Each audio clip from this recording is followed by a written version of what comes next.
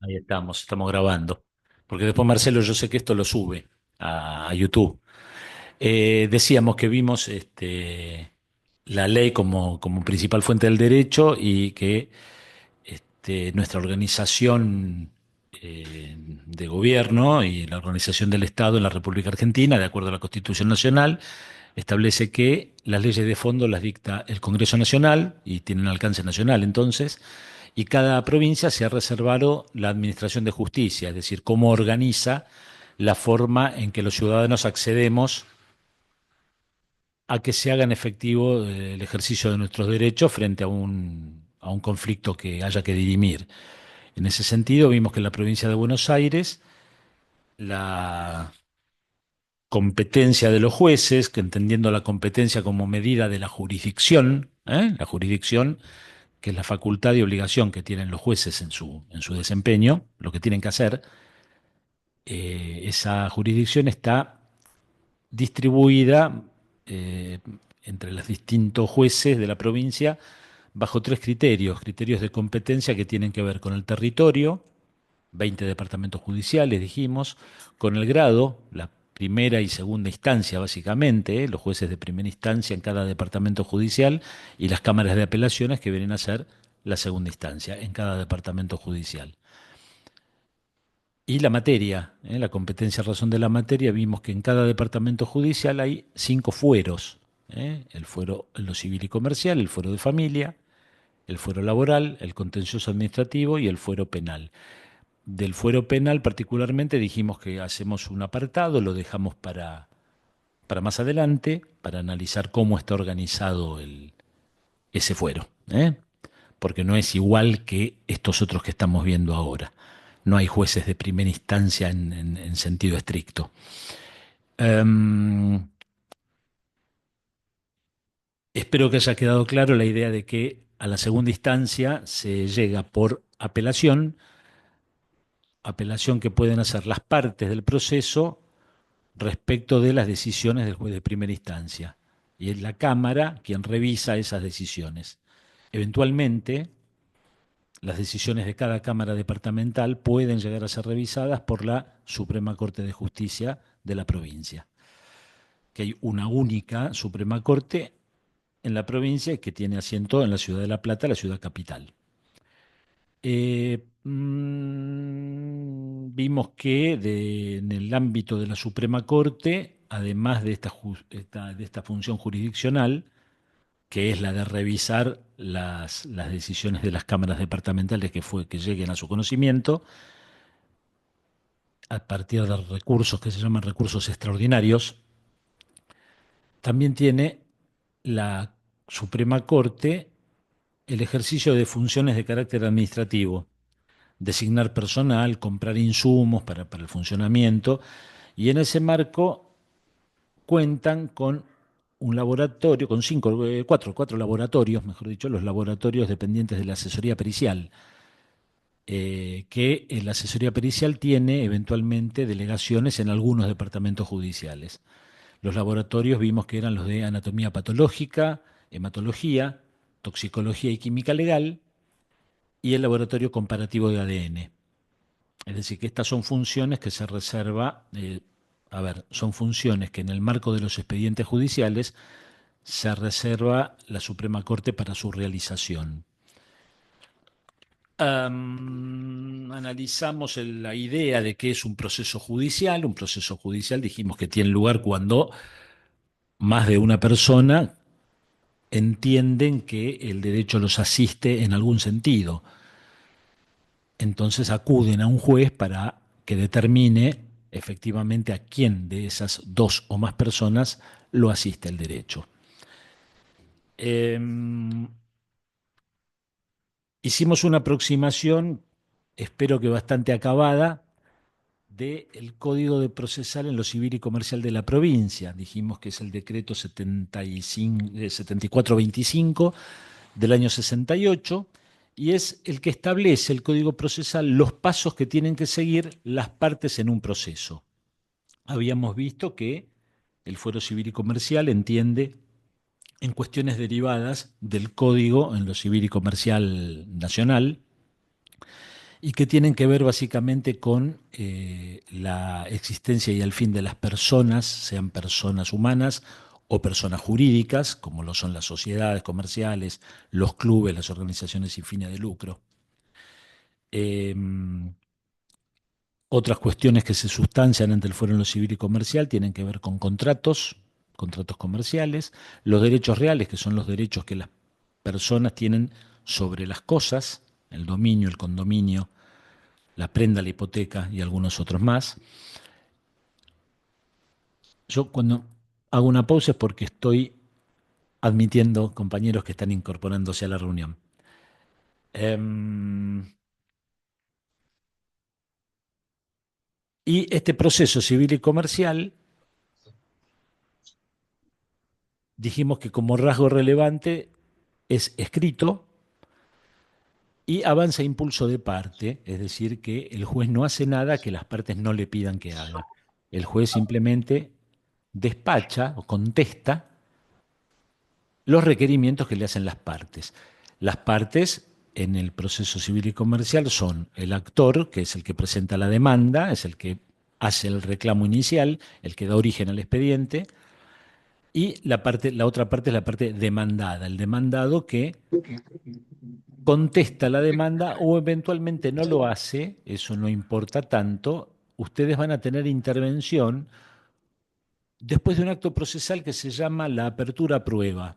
Cuando habíamos visto el concepto de traba de litis, cuando está trabada la litis, el juez lo que hace eh, consecuentemente es abrir el expediente a prueba. Abrir a prueba significa que ordena el juez la producción de la prueba que las partes solicitaron.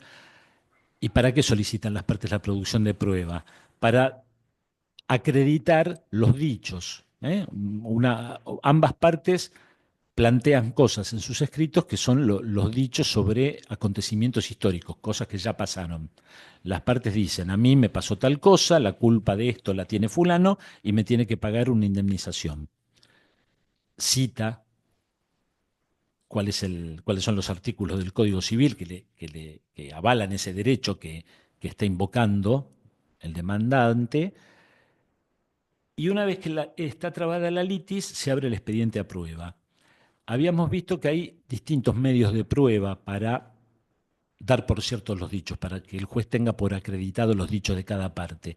Esos medios de prueba son la testimonial, la confesional, la prueba informativa, la prueba documental y quizás la que más les interesa a ustedes, la prueba pericial. Ahí es donde intervendrían o van a intervenir ustedes como peritos, para lo cual tuvimos que aproximarnos al contenido del Código Procesal en cuanto a que establece cuáles son los requisitos para ser perito y cuáles son las causas por las cuales el perito puede ser recusado o debe excusarse de intervenir. Dentro de estos motivos o razones de excusación o recusación, vimos que hay algunas que son de carácter de parentesco, otras son por vínculos personales o vínculos judiciales o vínculos comerciales que el perito no puede tener con ninguna de las partes del proceso ni con sus abogados. Ahora bien, establecido todo estos lineamientos básicos para comenzar la actuación del perito en el proceso, vimos que una vez que los notifican a ustedes, ustedes como peritos van a contar con un domicilio electrónico que es proporcionado por la Corte, se les va a proveer de un token, es un dispositivo electrónico en donde figuran sus datos y su firma digital. Ustedes saben que la firma digital acredita la legitimidad o la autoría de la firma a partir de un proceso matemático que hace en los ordenadores, las computadoras, y como ustedes para operar el token, que es el que contiene la firma digital, el dispositivo que contiene la firma digital, para operarlo en la computadora, es necesario que desarrollen una clave y el uso de esa clave hace que sea invulnerable. Solamente cada uno de ustedes con su clave van a poder firmar digitalmente las presentaciones judiciales. Y con esto nos evitamos la firma hológrafa, que era la firma de puño y letra que tradicionalmente se utilizaba en este tipo de actos y en los escritos judiciales. Ahora la firma es digital y ustedes cuando integren la nómina de los peritos de la Corte van a contar con eso.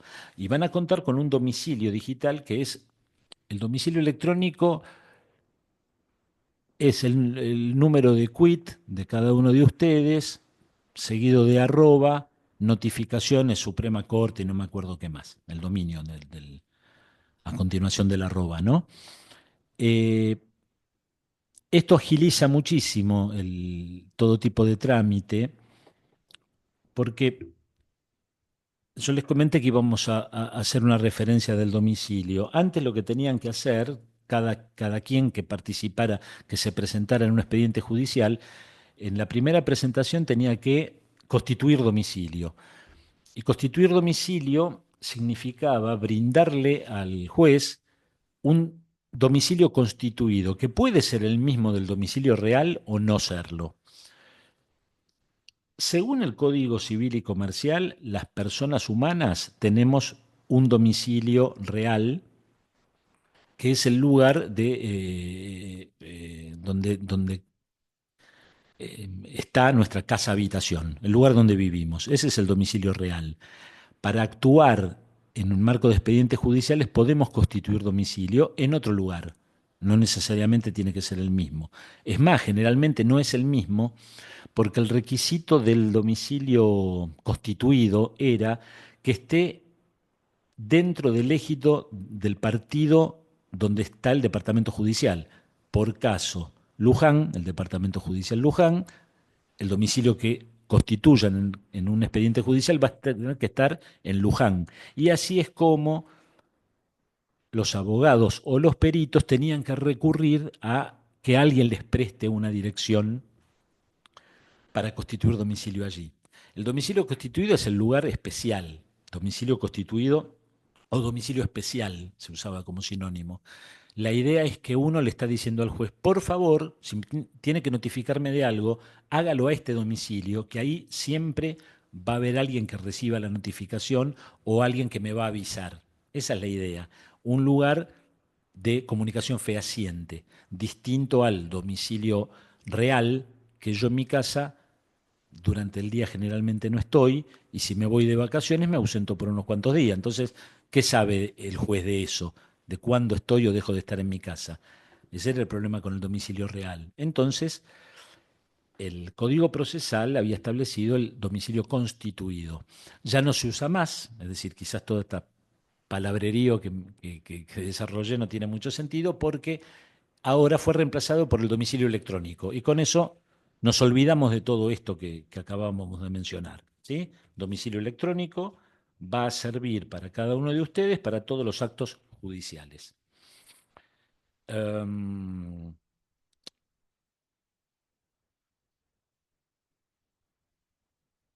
Machete.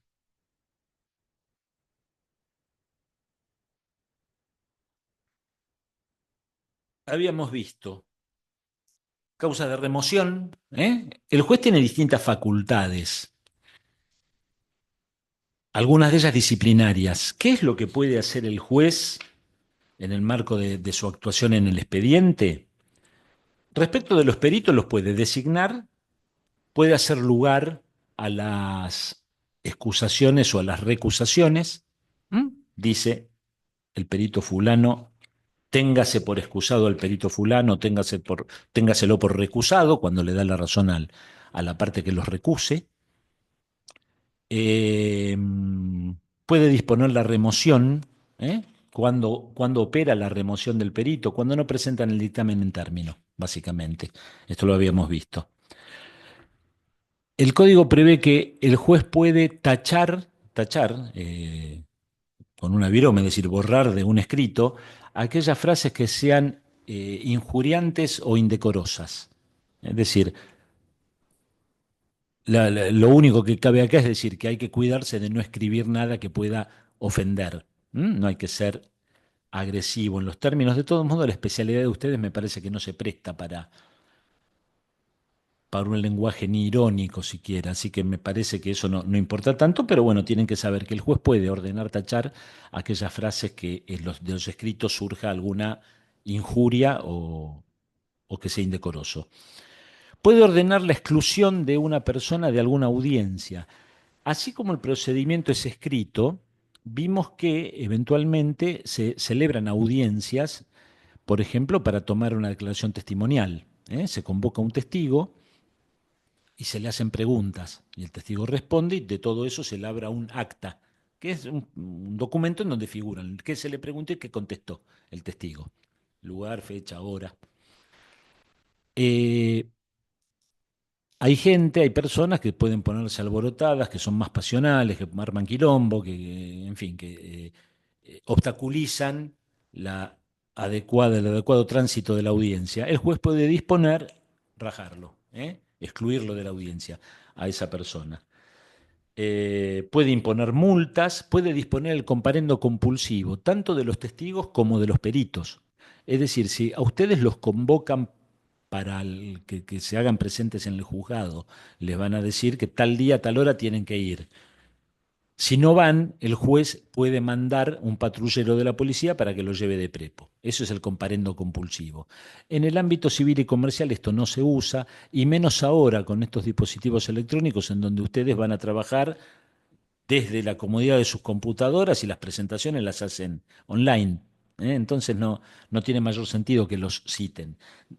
Sí puede pasar que sean convocados a determinadas audiencias, ahora vamos a ver en qué supuestos, y si tienen que ir, a la audiencia tienen que ir, porque más allá de que el juez está facultado para llevarlos de prepo, se puede poner una segunda audiencia en subsidio si la primera audiencia fracasa porque ustedes no comparecieron. ¿Y qué pasa si así todo ustedes persisten en no ir? ¿Eh? Vamos a suponer que los citan, no van y por alguna razón el juez no les manda al patrullero. Está bien, la audiencia no se hace. Bueno, eso es un motivo de remoción. No acudir a las audiencias es motivo de remoción. Y acuérdense que la remoción implica la pérdida del derecho de honorarios. ¿Mm? Es decir, estamos trabajando, sabemos lo que tenemos que hacer. Bueno, dentro de esos deberes que tenemos es el de asistir a las audiencias cuando somos notificados de ellas. Esas audiencias decía que pueden ustedes ser convocados cuando hay impugnación o hay que brindar explicaciones del contenido del dictamen. El dictamen es el acto procesal que plasma el trabajo del perito. Cada uno de ustedes va a primero aceptar el cargo, eventualmente pedir anticipo para gastos, ¿m? Y después, en la fecha que se determine, dentro del plazo que se determine, entregar el dictamen. El dictamen tiene que tener, y esto lo establece el artículo 472 del Código Procesal, tiene que tener detallado las operaciones técnicas realizadas por el perito. Ustedes se presentan, ya dijimos que vamos a ver modelos de presentación, pero sepan que aparte del encabezado, que es donde ustedes se presentan, después viene el cuerpo del dictamen, es decir, concretamente qué es lo que ustedes dicen como profesionales sobre lo que se les preguntó. Y ahí tienen que detallar las operaciones técnicas realizadas, es decir, concretamente qué es lo que hicieron. Si hicieron una, no sé, una autopsia, bueno, detalladamente en qué consistió la autopsia, paso por paso, y las conclusiones a las que arriban, basadas en principios científicos. Esos principios científicos en los que basan su opinión profesional también tienen que estar especificados. ¿Cuál es el principio científico en el que fundan la conclusión del dictamen? ¿Sí? Puede pasar que en un mismo expediente intervengan más de un perito. Si los distintos peritos no opinan lo mismo, es decir, si los distintos dictámenes difieren uno de otro en su contenido, cada uno lo presenta por separado. Si se ponen de acuerdo y todos dicen lo mismo, pueden presentar un dictamen conjunto, aunque sean peritos de distintas partes, propuestos por distintas partes, no importa. Si están todos de acuerdo, ponen un único dictamen y lo firman todos. Lo que generalmente ocurre es que una o las dos partes en la demanda o en la contestación de demanda solicitaron la designación de un perito único de oficio para que se expida sobre las causas de la muerte del fulano, lo que fuere, para que se expidan sobre el punto pericial que se les pregunte o los puntos periciales que se les pregunten. Eh, el juez designa a cualquiera de ustedes y ustedes emiten el dictamen. Puede ser que alguna de las dos partes o ambas partes impugnen su dictamen. Tienen que fundar por qué lo impugnan. ¿Y cómo defienden ustedes su posición? Ustedes arriban a alguna conclusión, detallan los procedimientos realizados, los fundamentos científicos y arriban a una conclusión. Resulta que esa pericia fue impugnada por alguna de las partes. ¿Cómo hacen ustedes para sostener o explicar por qué dijeron lo que dijeron?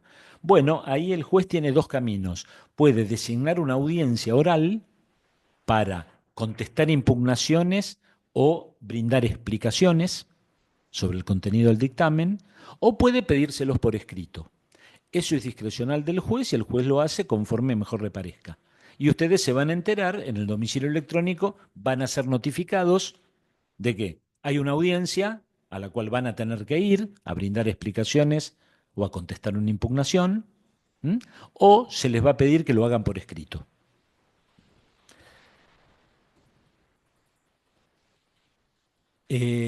Marcelito siempre comenta acá que no se frustren porque cuando les impugnan una pericia, porque es de práctica corriente, es decir, pasa mucho. No es, puede ser que la primera pericia que hagan, el primer dictamen que emitan, ven que se lo impugnan y dicen, uy, hice todo mal. Bueno, no necesariamente. También, ¿no? Vamos a ver cómo trabajamos cada uno. ¿Cómo trabajamos cada uno? Eso determina qué fuerza probatoria tiene el dictamen. Lo que ustedes digan, ¿qué pasa? ¿Es ley para el juez? ¿Qué onda? ¿Cuál es la fuerza probatoria del dictamen? Dijimos que hay varios medios de prueba para probar hechos. Uno de esos medios de prueba es la prueba pericial, que se plasma en el dictamen que ustedes presenten. No es vinculante para el juez. El juez puede no darle bolilla a lo que ustedes opinen. ¿Mm? Pero la crítica que puede hacerse a la sentencia de un juez que desatiende el contenido de un dictamen pericial será materia de apelación. ¿eh? Las resoluciones judiciales son apelables. Lo que dice un juez y más una sentencia, la sentencia es el acto jurisdiccional que pone fin al proceso. Es el acto en donde el juez dice, acá fallo de este modo, fulano tiene razón y este otro no. Cuando un juez hace eso, tiene que merituar la prueba que surgió, que se produjo en el expediente. Ese mérito de la prueba tiene que estar sujeto en la sana crítica racional, que esto es un principio que lo tenemos desde Aristóteles, es decir, el razonamiento sano y puro, el razonamiento directo, ¿eh? Bajo la lógica aristotélica. Si todos los perros tienen cuatro patas, yo no puedo afirmar que los perros tienen dos patas. ¿Mm? Las reglas de la lógica se imponen acá para las decisiones jurisdiccionales. Entonces el juez tiene que merituar la prueba toda en su conjunto y arribar a una conclusión lógica y razonada. Las decisiones de los jueces son apelables para que las resuelva la Cámara. Y la Cámara, una de las cosas que van a ver es eso, si hubo eh, un razonamiento lógico sujeto a la sana crítica racional. Si no lo hubo, va a revocar la sentencia. Pero el hecho de apartarse del contenido del dictamen que hagan ustedes no necesariamente tornan a la sentencia irracional, porque es una prueba más de las tantas que hay, y hay un montón de testigos, y hay prueba documental, hay un montón de cosas, entonces el dictamen pericial es una prueba más. El juez tiene que evaluar toda la prueba en su conjunto. ¿Mm? Insisto, no es vinculante, pero eso no quiere decir que el juez va a decir lo que le parezca, lo que tenga ganas de decir. Va a decir lo que cree que es justo en función de la prueba producida y de la sana crítica racional. Eh, Tiene en cuenta el juez la competencia del perito. Esto está dispuesto en el artículo 474 del Código. Y tiene que ver qué pasa cuando hay más de un perito. ¿Mm? En el mismo expediente, sobre los mismos hechos, se expidieron dos peritos médicos con opiniones encontradas. ¿Cómo puede ser que estos hechos para un médico sean una cosa y para otro médico sean completamente otra distinta? El juez puede eventualmente elegir uno de los dos dictámenes, es decir, considerar que tiene más peso el dictamen de un perito que el del otro.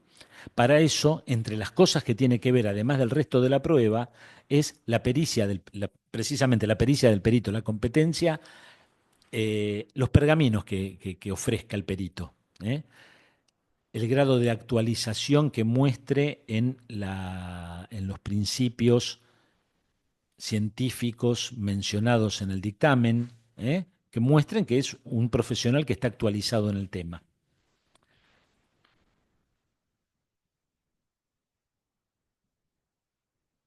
Y ya está agotado el tema. No sé si fui claro. La fuerza probatoria del dictamen entonces va a tener que ver con el resto de la prueba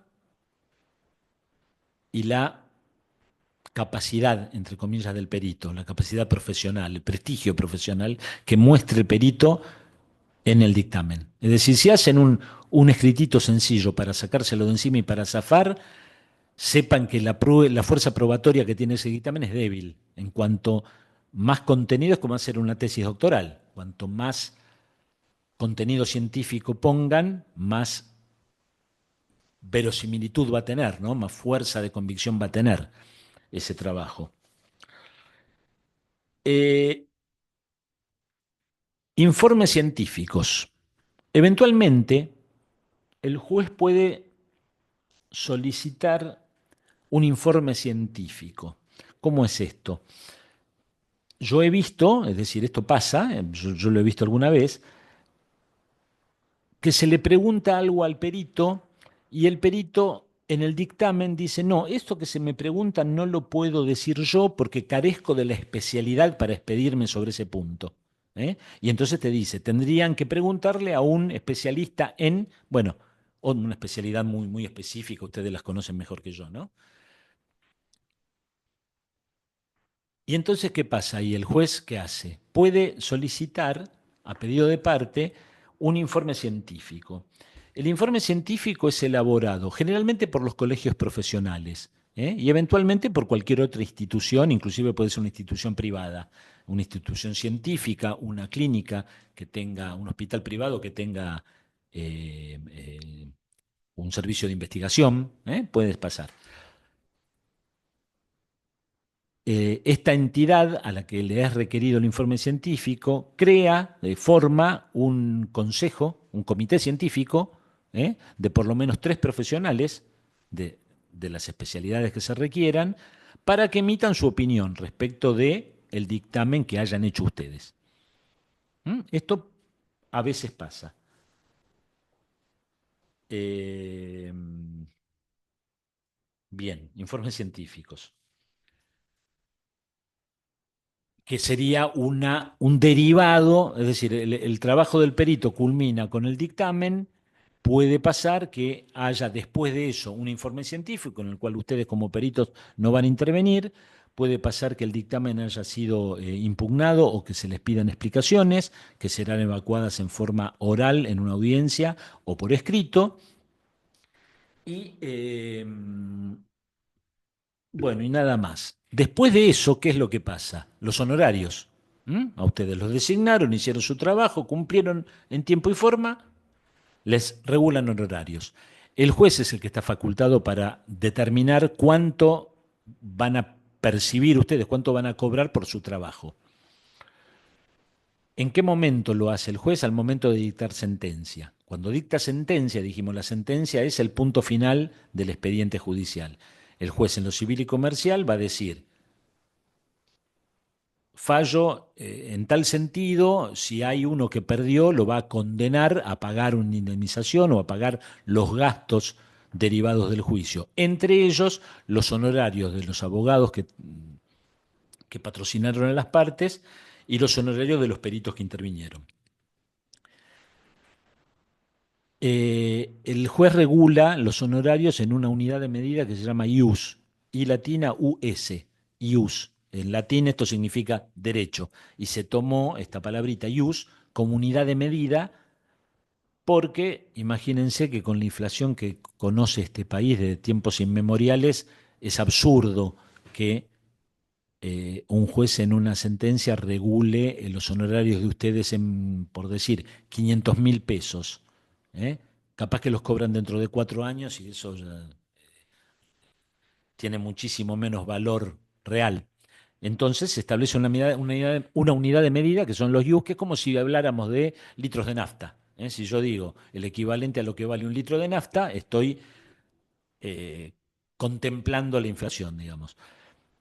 Eh, Lo que dice el juez en cuanto a la regulación de honorarios del perito, ¿es apelable? Porque recuerdan que las decisiones del juez de primera instancia son apelables ante la Cámara Departamental, incluso la decisión de regulación de honorarios. Si el juez regula honorarios y ustedes consideran que son bajos, apelan los honorarios por bajos en un escrito que se presenta ante el mismo juzgado en el que tramitó el expediente y simplemente eso, apelo los honorarios por bajos. Este escrito lo presentan a título personal por ustedes mismos sin patrocinio letrado. No hace falta que convoquen un abogado para esta presentación. Obviamente, mientras no se decida si efectivamente los honorarios regulados son bajos o no, ustedes no van a cobrar. Queda a la espera. Por eso también el tema de los IUS, porque no sabemos cuándo vamos a cobrar. ¿Quién resuelve si el juez estableció honorarios justos o se quedó corto? La Cámara de Apelaciones Departamental. Y también puede pasar que la parte perdidosa se llama, la parte que perdió el juicio, que es la que tiene que pagar, la que está condenada en costas, la que tiene que pagar y les va a tener que pagar a ustedes, él apela por altos. Y puede ser que los mismos honorarios de 100 ius que les reguló el juez por su labor profesional, ustedes los apelen por bajos y la parte perdidosa los apele por altos. ¿Eh? Va a ser la Cámara el que determine el monto final. ¿Me siguieron hasta ahí? Acuérdense que apelación de honorarios es un escrito simple por derecho propio sin patrocinio letrado, donde lo presentan ante el mismo juzgado que presentaron en su momento la aceptación del cargo o el dictamen. Lo resuelve la Cámara y a ustedes los van a notificar cuando la Cámara resuelve qué pasó. Más allá de lo que resuelva la Cámara o que apelen o no apelen, ustedes van a tener una sentencia en donde se les reguló honorarios. Las sentencias, habrán escuchado el, el concepto de sentencia firme. Una sentencia queda firme cuando ya se vencieron los plazos de apelación, cuando ya nadie puede patalear, cuando todos los interesados están notificados y se vencieron los plazos que la ley les otorga para apelar. Una vez que una sentencia queda firme, se dice que hace cosa juzgada, es decir, eso no lo borra ni lo niega nadie. Con lo cual, ustedes tienen una sentencia en la que le regularon 100 ius de honorarios y está firme. ¿Sí? está firme porque ya se vencieron todos los plazos para apelar o porque ya se apeló y ya decidió la Cámara. Cuando la sentencia está firme, es como un cheque. Ustedes tienen una sentencia de regulación de honorarios firme, es como si tuvieran un cheque. ¿Eh? ¿Qué significa tener un cheque? No tienen la plata, no pueden ir a gastarse esa cantidad de IUS. Pero sí, si no deposita quien tiene que depositar, si no les pagan, lo pueden ejecutar. La importancia de este concepto de título ejecutivo, que es una sentencia, los títulos ejecutivos son muy poquitos, las sentencias, los cheques, los pagarés, cierto tipo de facturas comerciales y nada más. Son muy poquitos los documentos que son títulos ejecutivos. ¿Qué significa que sea título ejecutivo? Que el juicio para cobrarlo es mucho más corto. ¿Eh? Es un juicio que se llama precisamente ejecutivo. La ley procesal prevé plazos más cortos y no hay apertura a prueba, por ejemplo. ¿Eh? Yo tengo un cheque, voy, lo presento, fulanito no tenía fondos cuando fui al banco a cobrar este cheque, listo, eso es un título ejecutivo y el juez se va a ocupar de que yo efectivamente cobre. ¿Me siguieron hasta ahí? Ese título ejecutivo, ¿cómo lo ejecutan ustedes? ¿Cómo lo hacen valer? Ustedes tienen la sentencia, que, insisto, es como tener un cheque. ¿Cómo tienen que hacer para ejecutar honorarios? Ahí sí tienen que ir a ver un abogado, porque el juicio de ejecución de honorarios es un juicio ejecutivo que cualquiera lo puede iniciar con patrocinio letrado. Entonces, tienen que ir a ver un abogado y es un juicio diferente a aquel en el cual ustedes intervinieron. Es un juicio nuevo. No tiene, tiene que ver por el hecho de que el origen está en aquel juicio en que ustedes lo regularon. Pero lo que se va a discutir acá es otra cosa. Es el derecho que ustedes tienen a cobrar esa plata. Entonces, ejecución de honorarios, juicio independiente con patrocinio letrado. ¿Cuándo procede la ejecución de honorarios? Cuando la sentencia está firme y no me pagaron.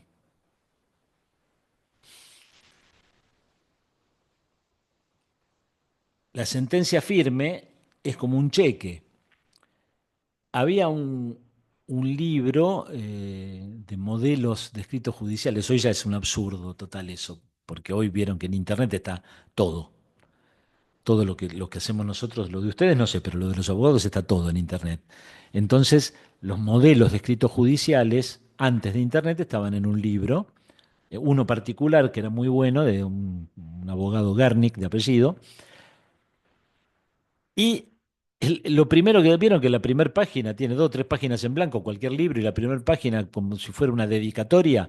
Este en vez de decir a mi padre o a mi madre, decía, eh, para que exista justicia, tiene que haber una sentencia firme y un deudor solvente. Sentencia firme como la que tienen ustedes, que le regularon horarios, pero tiene que haber un deudor solvente. Es decir, el que perdió el juicio y les tiene que pagar, tiene que tener algo de dónde agarrarse. Si tiene un empleo, se le puede embargar una parte del sueldo. Si tiene a su nombre un automotor, un inmueble, se puede embargar. Si no tiene nada a su nombre, se lo puede inhibir como medida, estamos a la espera. ¿Sí? Lo inhibimos, entonces si el día de mañana el tipo quiere comprar un departamento, antes de comprar el departamento me tiene que pagar a mí, porque yo le inscribí una inhibición. ¿Mm? Un embargo. El embargo opera sobre los bienes registrables, los automotores, los inmuebles, las embarcaciones, los yates. ¿Eh? Puede ser que tenga algo de todo eso. Lo embargo. El embargo opera el embargo va a ser dispuesto en el marco del juicio de ejecución de honorarios, ¿sí? Tengo la sentencia firme, no me pagan, voy, lo veo al abogado, le inicio el juicio de ejecución de honorarios para ser posible que efectivamente cobrarle a este tipo, se traba embargo, porque descubrí que tiene un yate en el amarradero de San Fernando. Está su nombre, vale una fortuna. Va a ser dispuesto, va a ser ordenado hasta cubrir la suma de mi acreencia. de lo que me debe a mí. Si el yate vale $1.000.000 y a mí me debe 1.000.000 pesos, yo embargo por $1.000.000. ¿Cómo se hace efectivo? ¿Cómo se materializa? ¿Cómo se monetiza ese 1.000.000 de pesos? Si el tipo, al verse embargado, no va y levanta el embargo, no me paga, eso lo puede hacer. Uy, no, no quiero que me embarguen el yate, entonces viene y me paga. Si no hace eso, hay que rematar, no queda otra. Se ordena la subasta del bien embargado. ¿Con qué va? Por ahí esto no nos interesa tanto, pero bueno, ya que estamos en el cuentito, ¿con qué base se remata? Con la base de mi creencia. Yo reclamé el equivalente a $1.000.000. Bueno, el, ya te vale $1.000.000 en el mercado, pero se remata con base de $1.000.000. De ahí, el primero en cobrar soy yo, y si queda algo, se lo quedará el dueño del ejecutado. Digo, como ven, el tema de los honorarios no es tan automático, no es que me regulan y ya puedo ir a gastar a cuenta. Hay que ser cauteloso, porque quien resulta perdidoso en un juicio y va a tratar de no pagar. Mucho más fácil, mucho más fácil es cobrarle a las compañías de seguro. Y en el fuero civil y comercial se discuten muchas cuestiones en donde la responsabilidad de las personas surge a partir de hechos que están asegurados. Un accidente de tránsito es cometido con un vehículo automotor. Y ese vehículo automotor, por ley, es obligatorio que esté asegurado. ¿Es que me dicen cosas acá? Bueno, perdónenme, ¿eh?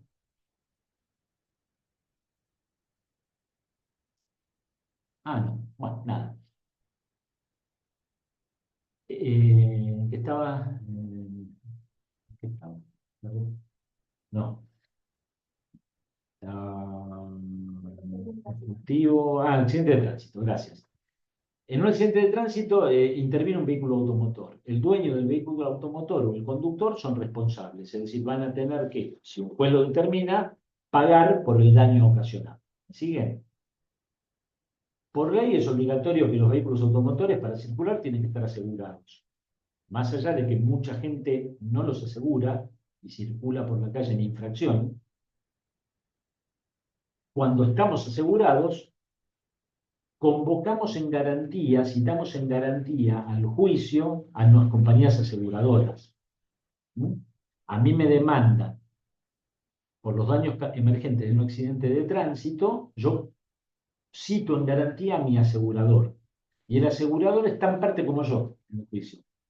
Una de las partes, lo que pasa es que hay partes esenciales en el proceso que son el actor y el demandado, y hay partes eventuales, como ser los aseguradores. Son citados en garantía, así se dice, y vienen y participan. Cuando hay una compañía de seguro, hay plata, terminan pagando. ¿eh? Y la mayoría de los expedientes en los que ustedes van a intervenir, hay seguro, porque también las malas praxis médicas, ustedes tienen un asegurador o su empleador lo tiene, ¿no? Cuando es una clínica privada. Bueno, honorarios, ejecución, facultades del juez. Otra de las cosas que puede hacer el juez, además del comparendo compulsivo y las pocas cuestiones disciplinarias que vimos, puede disponer la reconstrucción de un hecho o el reconocimiento de lugares o cosas. Estos son actos procesales que los puede hacer el juez a pedido de parte o eventualmente lo que se llama como medidas para mejor proveer. Aún sin que la parte le pida, el juez puede disponer la reconstrucción de un hecho o el reconocimiento de lugares o de cosas. ¿eh? Y si ustedes como peritos son convocados a la reconstrucción de un hecho, puede ser la reconstrucción de un hecho, puede ser que se reconstruya, es poco habitual, pero puede pasar, que el juez disponga la reconstrucción de un accidente automovilístico.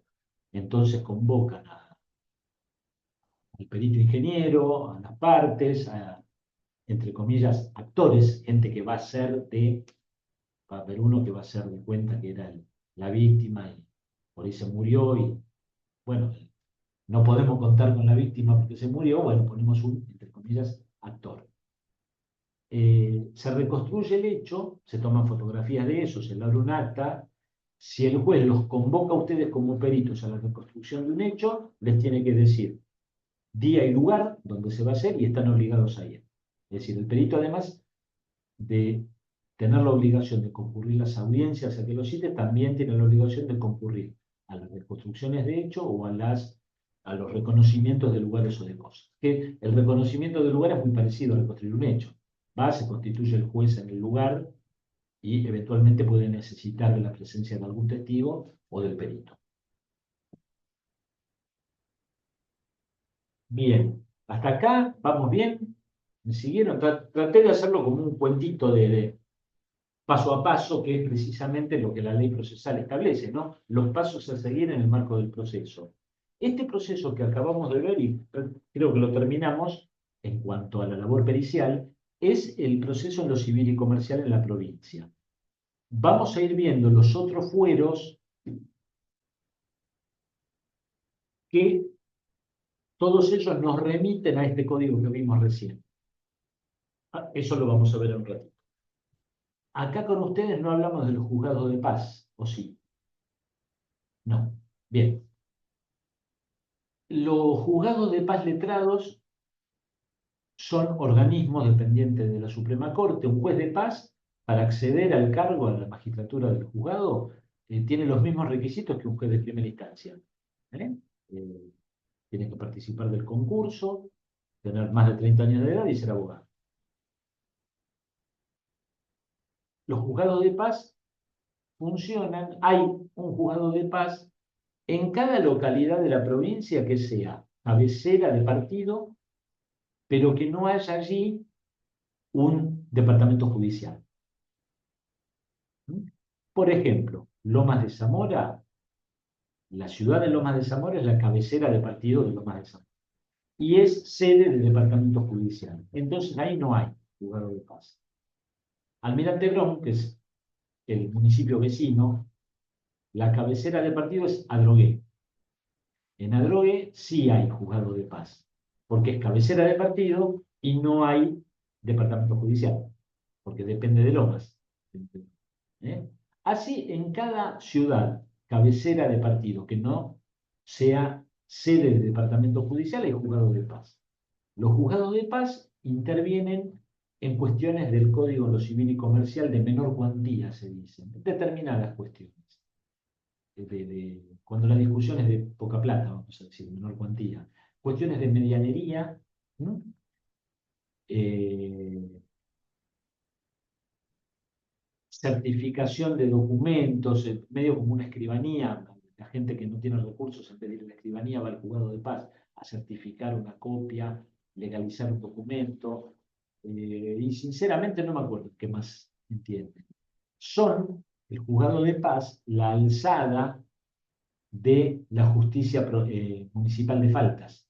Cuando ustedes les hacen una multa por mal estacionamiento, por exceso de velocidad, eh, o porque podaron un árbol en la vereda de su casa sin pedir permiso, en época de vela, para podar un árbol no se puede en cualquier momento del año.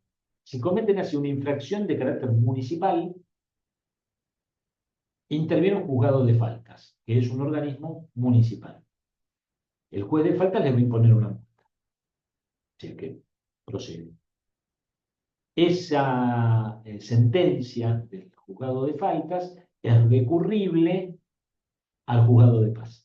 El juez de paz opera como alzada de la justicia contravencional o de faltas, que es municipal.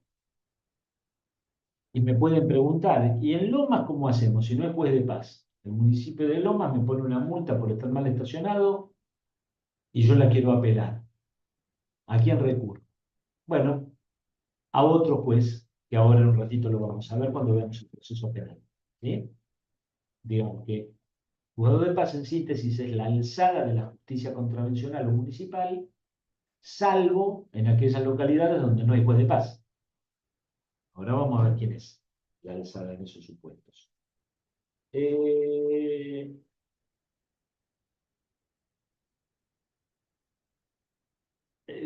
más o menos está bueno que tengan una orientación de que existen los juzgados de paz y que un juez de paz es prácticamente lo mismo que un juez de primera instancia en lo civil y comercial, porque eventualmente pueden ser citados, pueden ser designados testigos en algún expediente en trámite ante el juzgado de paz. Intervienen mucho cuestiones de familia ahora. Estuve viendo bastantes cuestiones de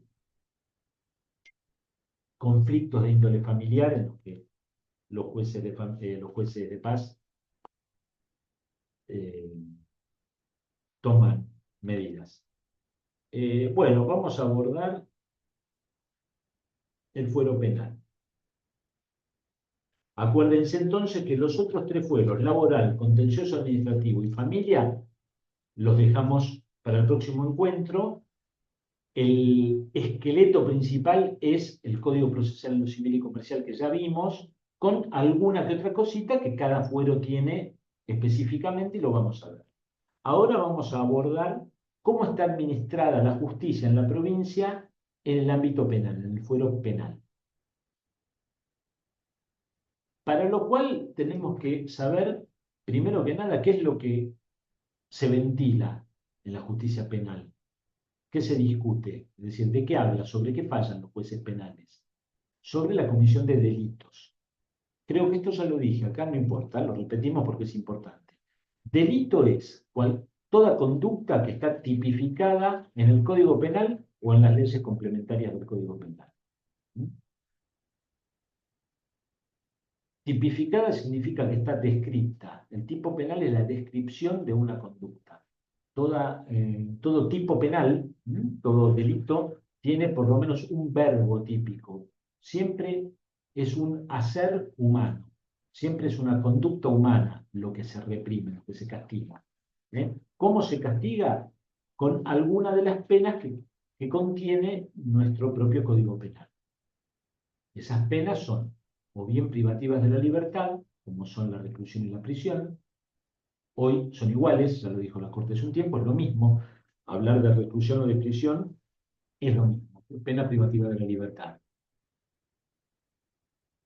Otra pena recae sobre el patrimonio y es la multa, y otras penas afectan la capacidad y son las inhabilitaciones. El Código Penal tiene 312, eran 303, pero aumentaron un poquito, creo que son 312 artículos, de los cuales hasta el artículo 78 se dice que es la parte general, es decir, que contiene normativa genérica para cualquier delito. Del 79 en adelante es la parte especial del Código Penal y es la que establece puntualmente cuáles son las conductas despreciadas, cuáles son las conductas consideradas delito. El más fácil, el que todos conocemos y el que es el artículo 79, es el primero de la parte especial, el que matare a otro. Así de simple, el que matare a otro sufrirá prisión de 15 a 25 años, de 8 a 25 años. El que matare a otro, es decir, ¿cuáles son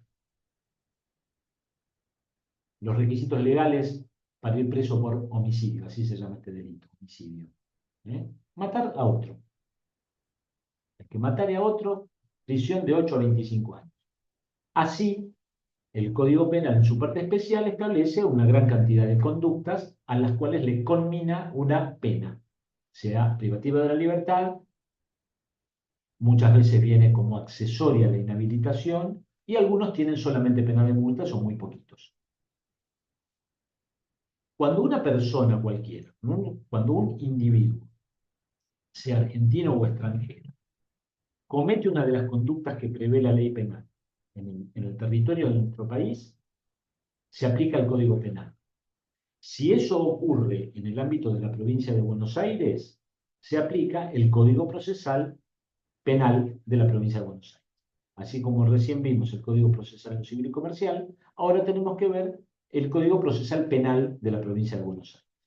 ¿Sí?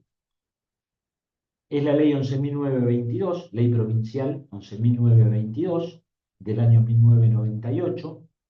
Antes, la justicia penal estaba organizada de otra forma distinta.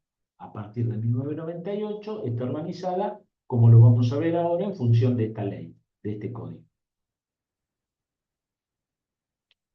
Entonces tenemos, cuando una persona es acusada de haber cometido un delito, se abre un proceso penal que tiene tres etapas.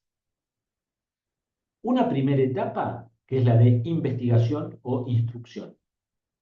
Es la primera etapa en donde el Estado, un delito, importa un conflicto entre un particular y el Estado. Esto da para libros enteros de análisis, esto que acabo de decir. Vamos a quedarnos con esa idea. Es el Estado el que actúa contra un particular al que acusa de haber cometido un delito. En esta primera etapa de instrucción o de investigación, quien lleva adelante el proceso es el agente fiscal. El fiscal, esta es una figura que ustedes conocen, por lo menos de la televisión, el fiscal. El fiscal es el que junta pruebas y acusa.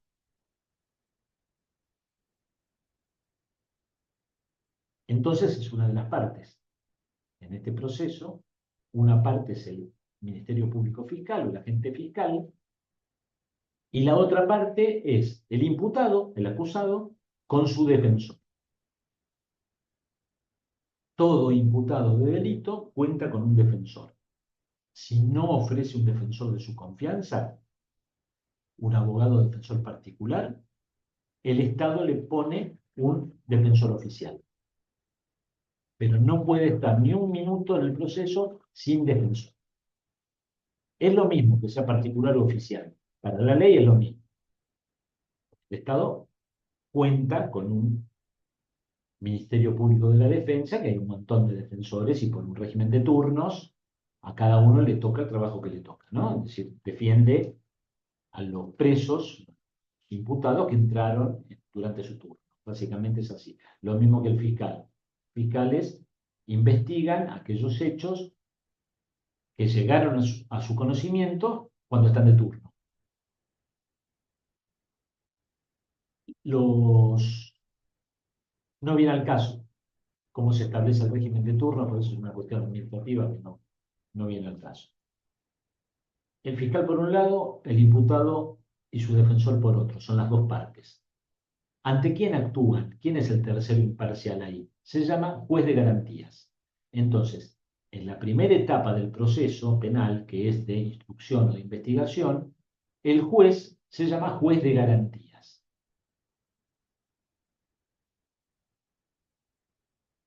El juez de garantías va a decidir únicamente respecto de lo que le pidan las partes. Un juez de garantías no puede ordenar la detención de una persona si un fiscal no se la pidió. Y un fiscal no puede ordenar la detención de nadie sin pedírselo al juez, porque es el juez el que ordena aquellas medidas que interfieren con derechos constitucionales. Un fiscal, para juntar prueba, puede ir por la calle, levantar casquillos de bala, ¿vieron? Vainas servidas de proyectil de armas de fuego, puede revisar un auto a través de la policía, o la policía puede hacerlo, revisar un auto, palpar a una persona, esas cosas las pueden hacer. No puede un fiscal meterse en la casa de alguien a allanar, no puede, porque está violando un domicilio, y el domicilio es inviolable según la Constitución. ¿Entienden cómo hablamos de una garantía constitucional de inviolabilidad de domicilio? Otra, la inviolabilidad de la correspondencia, los papeles privados, las comunicaciones telefónicas, todo lo que tiene registrado en mi celular, de todos los llamados, los mensajes que yo mantuve con gente, eso no lo puede ver un fiscal porque tenga gana, por sí mismo, porque la correspondencia es inviolable, según la Constitución. Y lo otro que es inviolable es la libertad ambulatoria. A mí no me puede detener nadie, salvo que un juez lo ordene. Eso también lo dice la Constitución. Entonces, el juez de garantías va a ser el que, a pedido del fiscal, ordene los allanamientos, la interceptación de correspondencia, la apertura de teléfonos y las detenciones. ¿Me siguieron? Todas estas medidas que cercenan de algún modo una garantía constitucional se llaman medidas de coerción. Las medidas de coerción las ordena siempre el juez y siempre a pedido del fiscal. Y las medidas de coerción pueden ser personales, como la detención, o sobre las cosas, o reales, ¿no? Sobre las cosas, como es un allanamiento o una interceptación de correspondencia. ¿Cuánto dura esta primera etapa del proceso penal, la etapa de investigación? Mientras no haya ninguna persona detenida, puede durar un montón de tiempo, años, no importa. Hay otras cuestiones que van a intervenir, pero no importa. Se empieza a contar desde el momento que hay un detenido. Desde el día en que una persona es privada de su libertad, a partir de ahí, la investigación puede durar 4 meses, como máximo 10. Es decir, puede durar 4 meses, y si en 4 meses el fiscal necesita más tiempo para juntar más prueba, va a pedir una prórroga de hasta 6 meses. Entonces, en total se hacen 10. 10 meses dura la investigación.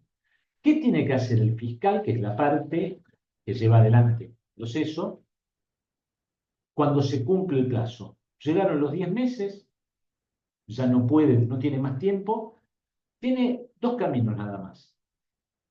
O eleva la causa a juicio o pide el sobreseimiento.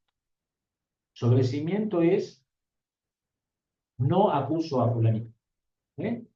Fulanito sigue siendo inocente porque no lo acuso. Por diversos motivos, porque no junté pruebas suficientes, porque efectivamente quedó probado que él no fue, o que el hecho no existió. No pormenoricemos tanto. Acuérdense, 10 meses, sobresee o eleva la causa a juicio. Cuando se eleva la causa a juicio, se abre en la segunda etapa del proceso penal. Dijimos que el proceso tiene 3 etapas: una primera etapa de investigación, que dura hasta 10 meses si hay detenidos, y se abre la segunda etapa, que es la etapa de juicio propiamente dicho. Genéricamente le decimos un juicio penal, pero el juicio es la segunda etapa, que se celebra ante otro juez, no ante el juez de garantías. Y según la gravedad del delito que se está investigando, en la segunda etapa, el que interviene puede ser un juez en lo correccional o un tribunal oral en lo criminal. Es decir, que hay 2 categorías de delitos o de juicios. Los juicios correccionales, los juicios criminales. La divisoria de agua, lo que determina si un delito es correccional o criminal, es el monto de la pena en abstracto. Es decir, voy al Código Penal, me acusan de un robo simple. ¿Qué dice el Código Penal? Que el que se apoderó ilegítimamente de cosa total o parcialmente ajena, con fuerza en las cosas o violencia en las personas, sufrirá prisión de 1 mes a 6 años. El máximo 6 años. Todo delito cuyo máximo no exceda los 6 años es correccional. Cuando el delito excede la pena en abstracto los 6 años, como el homicidio, que pica de 8, cuando la pena prevista para el delito del que estamos hablando es mayor a 6 años, ese juicio se va a sustanciar ante un tribunal oral en lo criminal. Entonces, ¿qué tenemos hasta acá? El proceso penal tiene 3 etapas. Siempre las partes son el fiscal, que acusa, el imputado del otro lado con su defensor. En la primera etapa, que dura hasta 10 meses, etapa de investigación, estos dos discuten ante un juez de garantías. Cuando se eleva la causa a juicio, las mismas partes discuten ante un juez en lo correccional, para los delitos leves, digamos, correccionales, o ante un tribunal oral en lo criminal para los delitos más graves. Los juicios orales son como están acostumbrados a verlos en las películas, ¿vieron? Que está el juez en un estrado, sin peluquita, porque eso es anglosajón, acá nunca, en América nunca se usó eso, pero está un juez correccional o un tribunal, tres jueces criminales, está el imputado de un lado, el fiscal que hace las preguntas, el defensor que hace las preguntas, a los testigos, a los peritos, ¿eh? Se produce la prueba. Se muestran videos, se exhiben documentos, igual que en las películas, ¿eh? Y es el juez correccional o el tribunal el que dicta sentencia. ¿Vamos bien hasta ahí? Esa sentencia, que pone fin a esta segunda etapa, que es el juicio propiamente dicho, puede ser condenatoria o absolutoria, culpable o inocente. Acuérdense, cuando hay sentencia condenatoria, se abre la tercera etapa del proceso penal, que es la etapa de ejecución de la condena. Si hay absolución, el juicio terminó en la segunda etapa, porque el imputado fue absuelto. Entonces, chau, sigue siendo inocente como lo dice la Constitución. Se probó su inocencia. Mejor dicho, no se probó su culpabilidad. Cuando se prueba la responsabilidad penal, la culpabilidad es condenado. Entonces, cuando es condenado, se abre la tercera etapa del proceso penal, que es la etapa de ejecución de la condena. Siguen interviniendo las mismas partes, el fiscal por un lado, el imputado y el defensor por otro, pero ante un juez de ejecución. ¿Estamos bien? ¿Cuándo termina la labor del juez de ejecución? Cuando termina el plazo previsto para la condena. Si me condenaron a 6 años de prisión, él va a tener que trabajar durante 4 años más o menos, porque me condenaron, pero yo ya venía preso. ¿Se acuerdan? Que estuve 10 meses durante la instrucción, durante la investigación, y después por una cuestión de agenda, el juez correccional o el tribunal dispone de hasta 2 años para celebrar el juicio. Más o menos los juicios se hacen en 2 años, más o menos, dentro de los 2 años. Por eso digo, si me condenan a 6, yo ya llevo preso 2 años, me quedan 4. El día que cumplo la condena, terminó el trabajo del juez de ejecución. ¿eh? El trabajo del fiscal también y el trabajo del defensor también. Y yo me vuelvo a casita.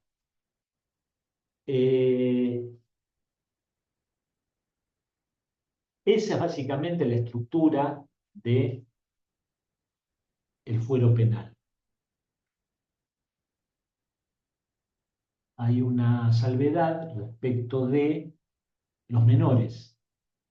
En la provincia hay una ley específica del fuero penal juvenil, fuero de la responsabilidad penal juvenil, en donde hay lo mismo, hay 3 etapas del proceso, hay una primera etapa de investigación con los mismos plazos, hay una segunda etapa que es la del juicio propiamente dicho, pero lo que difiere son los actores, los funcionarios que intervienen son otros. El fiscal siempre es un fiscal del fuero juvenil, el defensor también es un defensor del joven, el juez de garantías es un juez de garantías del joven, el tribunal oral del joven está integrado por jueces de garantías, no importa tanto eso, pero es todo un fuero específico para los jóvenes, que son los menores imputables. Cuando una persona, un ciudadano, es imputable de un delito, para cualquier delito se es imputable a partir de los 18 años. Entre los 16 y los 18 se dice que la persona es un menor imputable. Cuando se acusa a un chico de 16, 17 años de haber cometido un delito, es imputable. Va a ir por el procedimiento especial de menores que es propio de este fuero de la responsabilidad penal juvenil. No le caben las mismas que al adulto, pero es sometido a proceso y se procura es decir, se procura determinar, el fiscal va a tratar de determinar la responsabilidad penal y el defensor va a tratar de defenderlo. Digo esto, hago hincapié en esto porque se estuvo hablando mucho últimamente, siempre es recurrente el tema, siempre se está hablando de esto. Lo que pasa es que los medios se hacen eco a partir de algún hecho policial, se hacen eco de este tema de bajar la edad de imputabilidad. Sí, efectivamente, hay otros países del mundo en donde la imputabilidad parte de los 13 años de edad, de los 14, bueno, en nuestro caso es de los 16. Y encima es relativa. ¿Por qué digo esto? Porque un menor de 16, los 16 y los 18, es imputable, pero no de absolutamente todos los delitos. De aquellos delitos que prevén una pena mayor a 2 años. Por ejemplo, traducido al castellano de todos los días. El hurto, apoderarse legítimamente de una cosa ajena, sin violencia, ¿no? Sin ejercer violencia. No le pego a nadie, no rompo nada, pero me manoteo un Rolex de una vidriera. Vamos a hablar de algo caro, ¿sí? Hurto, un objeto de altísimo valor, eso tiene previsto una pena como máximo de 2 años. Si yo tengo 17 años, soy inimputable por el hurto. ¿Se entiende? Es decir, que hoy por hoy la ley es así. De los 16 a los 18 sos imputable si el delito es más o menos grave. La pena tiene que ser mayor de 2. No la pena que me va a tocar efectivamente. En abstracto, la pena que dice el Código Penal. Por ejemplo, los hurtos.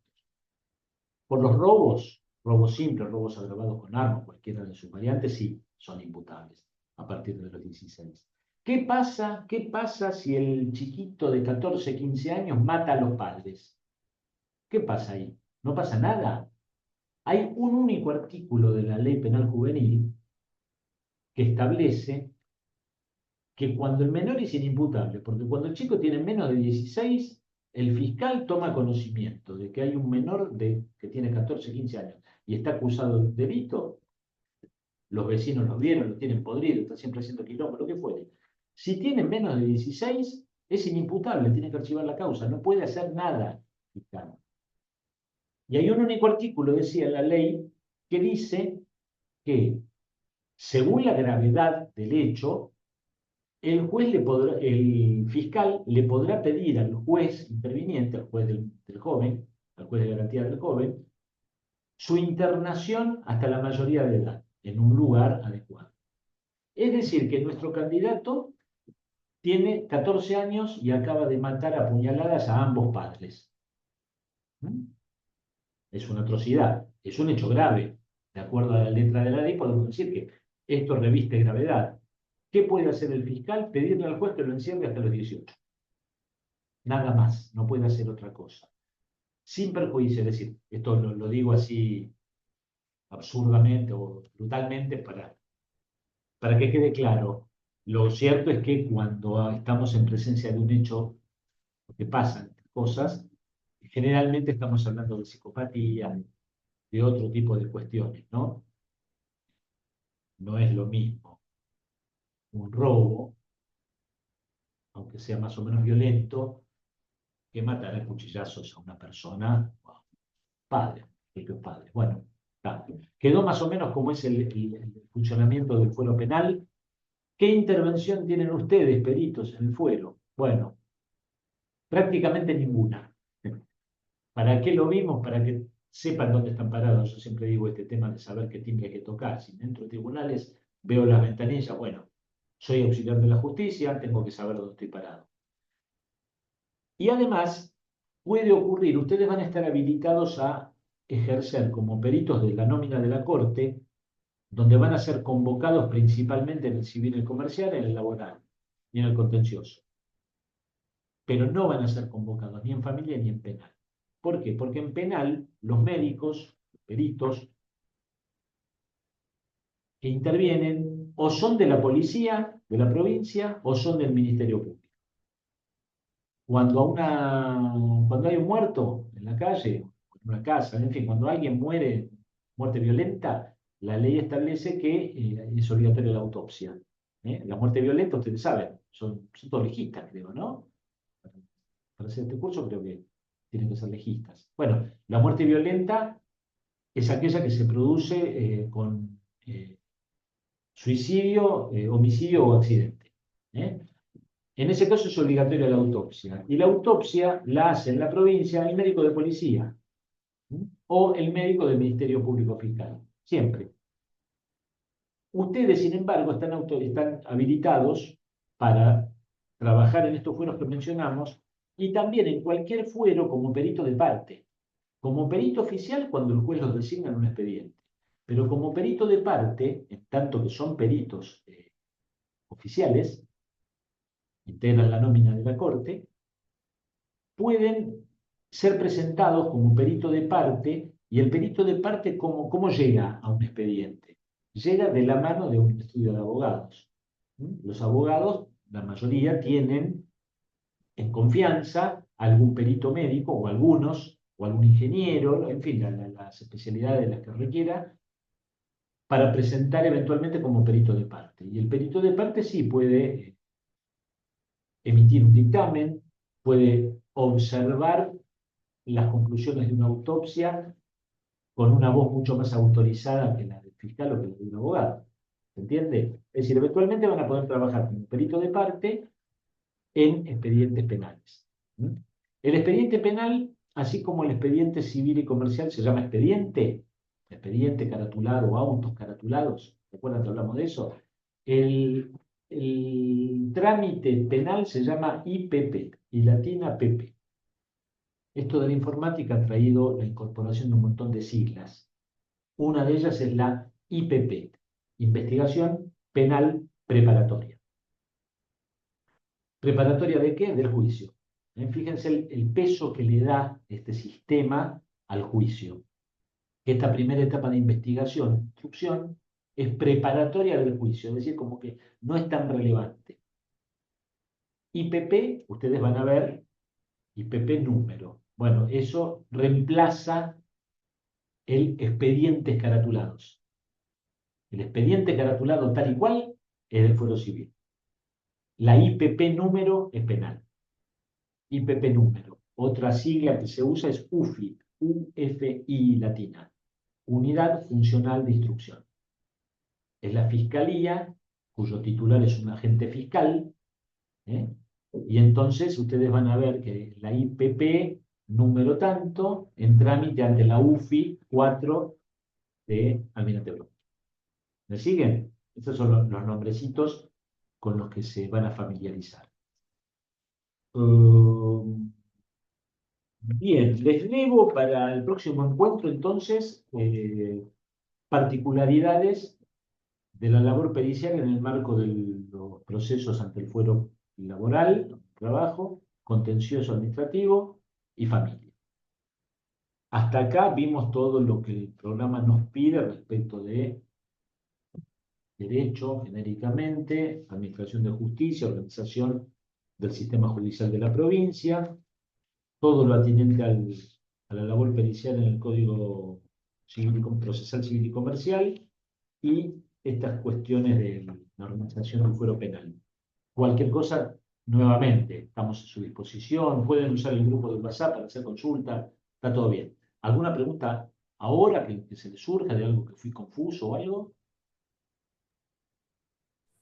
Una pregunta, no sé si se escucha bien. Respecto, cuando inicia la tercera etapa, dijo que se divide en dos ramas. Una con el juez de ejecución. Verá que te escucho muy bajito. ¿Se escucha mejor? Sí, se escucha mal. A ver, ahora. Tiene que ver. No sé si ahí se escucha mejor.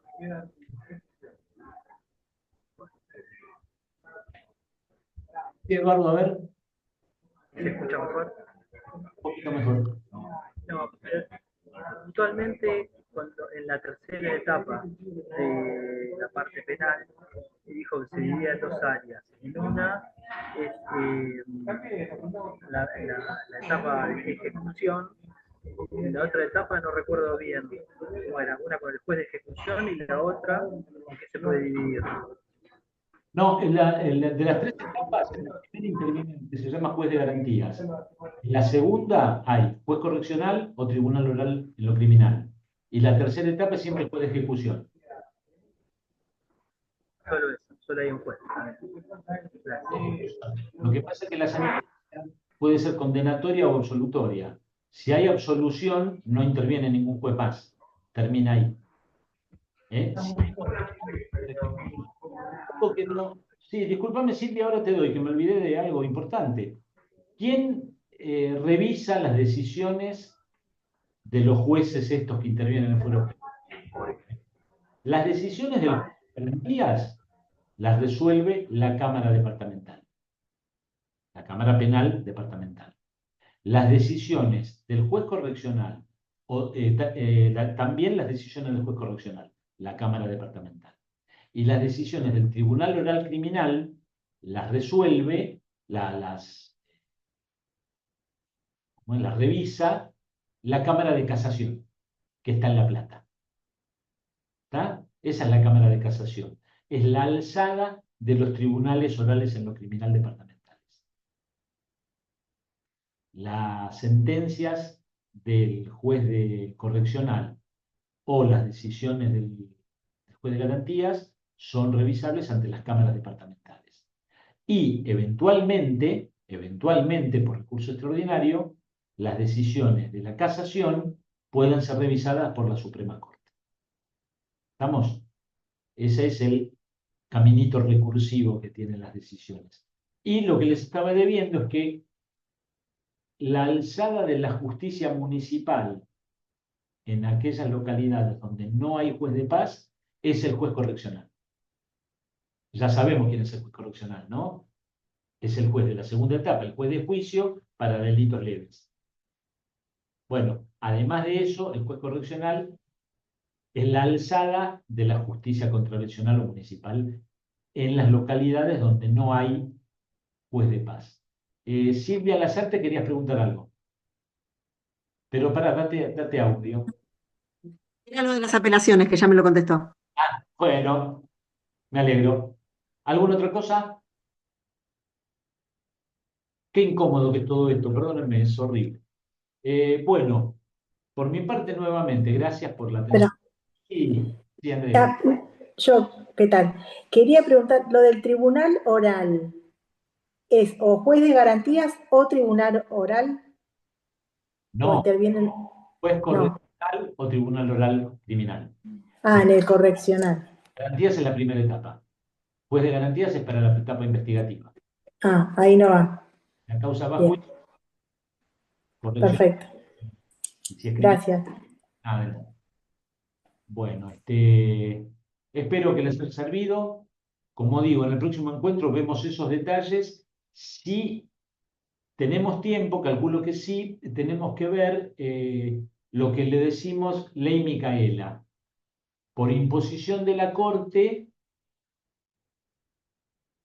en contrario de lo que entiende el gobierno nacional en este momento, hay que participar a los que intervenimos de algún modo u otro en la función pública, y ustedes lo están por hacer, más allá de lo que estén haciendo ahora como profesionales de la medicina, si van a ser auxiliares de la justicia en la provincia, bueno, eso es una función pública.